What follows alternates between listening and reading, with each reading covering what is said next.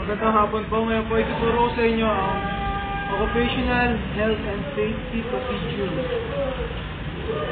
First, always ground or discharge yourself before touching any part of the computer. Do not work alone so that there is someone who can take care of you in case of accident or emergency. Third, be careful with the tools that may cause short circuit. Fourth, always pull the cable connector on the handle and do not on the cable itself. Use only rubber shoes when standing on the ground or in a concrete floor.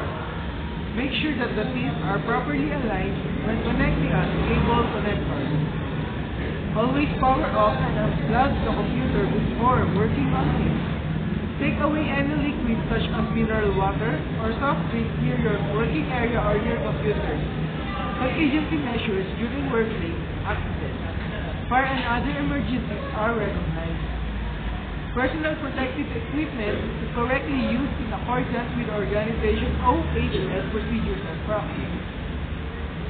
Hazards or risks in the workplace and their corresponding indicators are identified to minimize or eliminate risks to coworkers, workplace, and environment.